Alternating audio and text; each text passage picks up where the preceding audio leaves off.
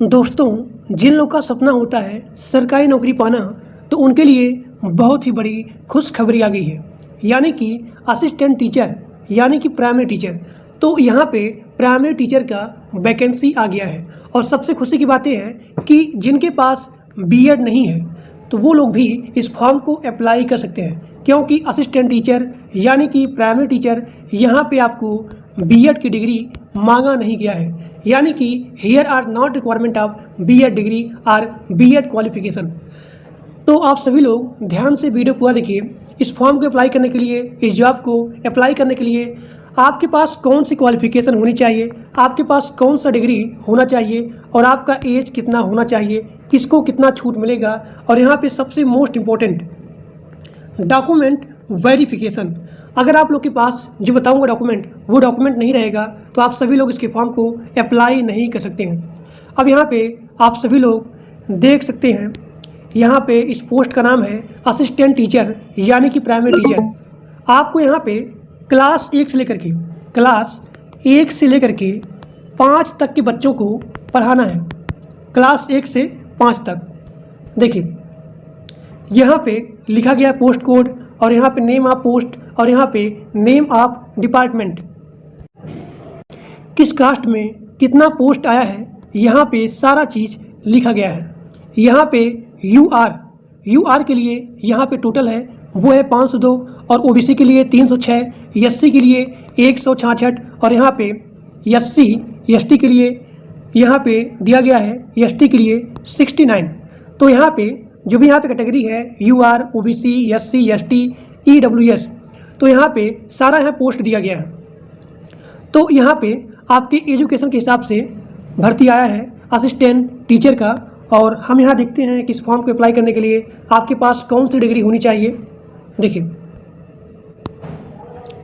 इस पोस्ट का नाम है असिस्टेंट टीचर यानी कि प्राइमरी टीचर।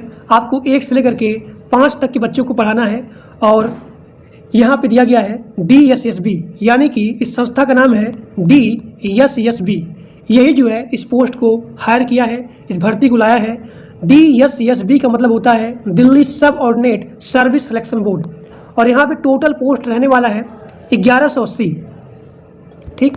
और यहाँ पे जो भी इसका नोटिफिकेशन है वो यहाँ पे आउट हो गया है और इसका जो भी अप्लाई मोड है वो है ऑनलाइन सभी लोग इसके फॉर्म को अप्लाई कर सकते हैं।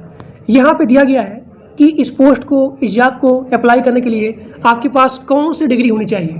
तो यहाँ पे साफ साफ लिखा गया है कि यहाँ पे कोई भी बीएड की डिग्री नहीं मांगा गया है।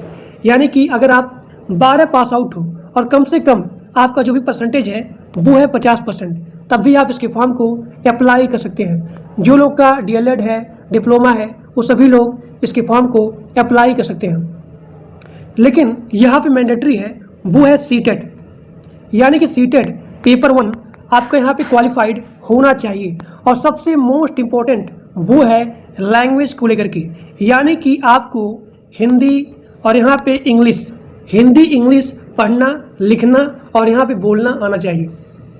अब यहाँ देखिए कैटेगरी के बारे में बात करें तो यहाँ पे एज में भी छूट है।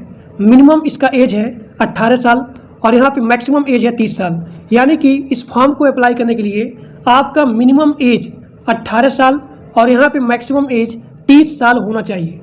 और यहाँ पे एज में भी छूट है, यानी कि अगर जो लोग SC ST हैं तो उनको यहाँ पे 5 साल का छूट है और जो लोग OBC हैं उनको यहाँ पे 3 साल का छूट दिया गया है। लेकिन यहाँ भी आपको डॉक्यूमेंट लगाना पड़ेगा, वो है जाति प्रमाण पत्र यानी कि कास्ट सर्टिफिकेट। जिन लोग के पास कास्ट सर्टिफिकेट है वही लोग यहाँ पे एज में छूट पाएंगे। यानी कि तभी आपको SC ST के लिए 5 साल का छूट और OBC के लिए 3 साल का छूट दिया जाएगा। तो इसका मिनिमम एज है 18 साल और यहाँ पे मैक्सिमम एज है 30 साल। अगर आप OBC हो तो आपको यहाँ पे 3 साल का छूट मिलेगा, यानी कि 18 से लेकर के 33 साल। और यहाँ पे SC ST के लिए यहाँ पे 5 साल का छूट है, यानी कि 30 से बढ़ करके हो जाएगा 35 साल। अब यहाँ देखिए इस फॉर्म को अप्लाई करने के लिए आपका जो भी एप्लीकेशन फीस है वो है जनरल, OBC और यहाँ पे EWS, इसके लिए 100 रुपया है। और यहाँ पे SC ST PWD चाहे कोई भी हो, इनके लिए यहाँ पे कोई भी चार्ज नहीं मांगा गया है। और इसका जो भी एप्लीकेशन फ़ीस है, इसको आप ऑनलाइन इसका पेमेंट कर सकते हैं। अब यहाँ देखिए, इस फॉर्म को अप्लाई करने के लिए आपका जो भी स्टार्टिंग डेट है वो 17 सितंबर से स्टार्ट हो जाएगा। यानी कि 17 सितंबर से लेकर के 16 अक्टूबर तक आप इसके फॉर्म को ऑनलाइन अप्लाई कर सकते हैं। अब यहाँ देखते हैं कि इसका सिलेक्शन प्रोसेस क्या रहने वाला है। सिलेक्शन प्रोसेस में सबसे पहले आपका होगा CBT बेस्ड टेस्ट, यानी कि आपका यहाँ पे कंप्यूटर बेस्ड टेस्ट होने वाला है। उसके बाद आपका यहाँ होगा डॉक्यूमेंट वेरिफिकेशन, यानी कि सबसे पहले आपका यहाँ होगा CBT बेस्ड टेस्ट, उसके बाद आपका यहाँ होगा डॉक्यूमेंट वेरिफिकेशन, जो कि सबसे इम्पोर्टेंट होता है डॉक्यूमेंट वेरिफिकेशन। अगर आपका रिटन एग्जाम निकल जाता है तो उसके बाद जो बताऊंगा डॉक्यूमेंट, वो सभी डॉक्यूमेंट आप सभी लोग के पास अवेलेबल होना ही चाहिए। अब यहाँ देखिए, फाइनल सिलेक्शन में आपका यहाँ होगा मेरिट बेस्ड या फिर कैंडिडेट प्रेफरेंस।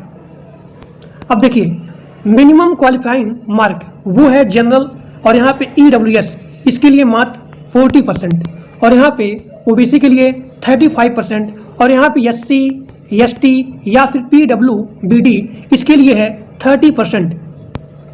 और जो भी यहाँ पे एक्स सर्विसमैन है उनको यहाँ पे 5% रिलैक्सेशन दिया जाएगा।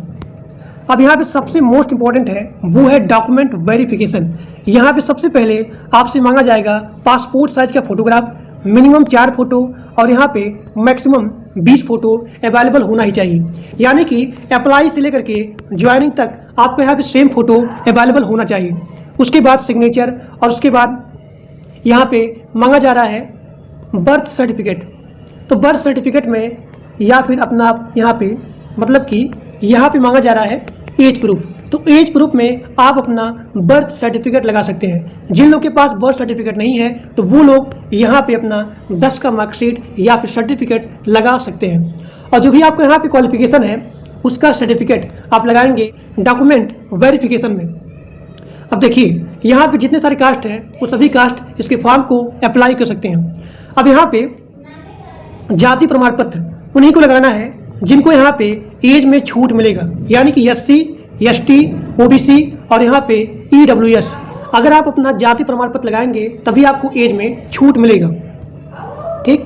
और यहाँ पे डिसेबिलिटी सर्टिफिकेट, ये भी लोग यहाँ पे अप्लीकेबल हैं। और यहाँ पे मांगा जा रहा है डोमिसाइल सर्टिफिकेट या फिर प्रूफ, और यहाँ पे वैलिड ID प्रूफ। इसके स्थान पे आप अपना आधार कार्ड या फिर वोटर ID या फिर ड्राइविंग लाइसेंस या फिर पासपोर्ट, तो जो भी यहाँ पे आपका फोटो वाला होगा प्रूफ, तो वो चीज़ आप यहाँ पे लगाएंगे। अब देखते हैं कि जो भी इसका ऑफिशियल नोटिफिकेशन है, देखिए यहाँ पे इसका ऑफिशियल नोटिफिकेशन आ गया है कि 17 सितंबर से इसका स्टार्टिंग डेट है, यानी कि 17 सितंबर 2025 से ही इसका आवेदन प्रारंभ हो जाएगा। और इसका लास्ट डेट है वो है 16 अक्टूबर 2025 टिल 11:59 PM। तो आपका यहाँ पे जो भी स्टार्टिंग डेट है वो यहाँ पे स्टार्ट हो गया है 17 सितंबर 2025, और इसका लास्ट डेट है 16 अक्टूबर। और यहाँ पे आप सभी लोग देख सकते हैं, यहाँ पे जो भी पोस्टिंग है वो है असिस्टेंट टीचर, यानी कि प्राइमरी टीचर। और यहाँ पे सारा चीज़ दिया गया है इसके नोटिफिकेशन में।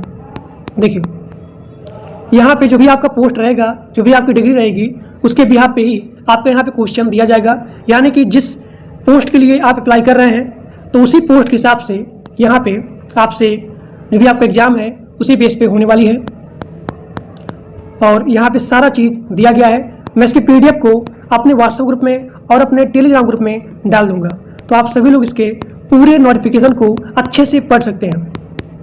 देखिए, यहाँ पे सारा चीज़, इसका जो भी पोस्ट है, इसका जो भी यहाँ देखिए, इसका जो भी CBT बेस्ड टेस्ट होने वाला है उसमें सिलेबस क्या रहने वाला है, इन सभी के बारे में यहाँ पे सारा चीज़ दिया गया है। पहला आपका है GI, यानी कि general intelligence and reasoning abilities, ये चीज़ पूछा जाएगा। उसके बाद है GA, यानी कि जनरल अवेयरनेस, और उसके बाद है arithmetical and numerical ability. Simply कहने का मतलब क्या है कि GK आएगा, रीजनिंग आएगा, मैथ आएगा, इंग्लिश आएगा, यानी कि इंग्लिश लैंग्वेज एंड कंप्रीहेंशन, और यहाँ पे हिंदी लैंग्वेज एंड कंप्रीहेंशन। और यहाँ पे टोटल 100 क्वेश्चन रहने वाले हैं 100 नंबर के। तो यहाँ पे सारा चीज़ दिया गया है, आप सभी ध्यान से इसके पूरे नोटिफिकेशन को पढ़ सकते हैं। तो आज के लिए बस इतना ही। और जो लोग मेरे टेलीग्राम ग्रुप में और व्हाट्सएप ग्रुप में नहीं ज्वाइन हो, उसका लिंक इसी वीडियो के डिस्क्रिप्शन बॉक्स में दिया गया है। आप सभी लोग जा करके ग्रुप को ज्वाइन कर लीजिए। तो आज के लिए बस इतना ही। Thank you.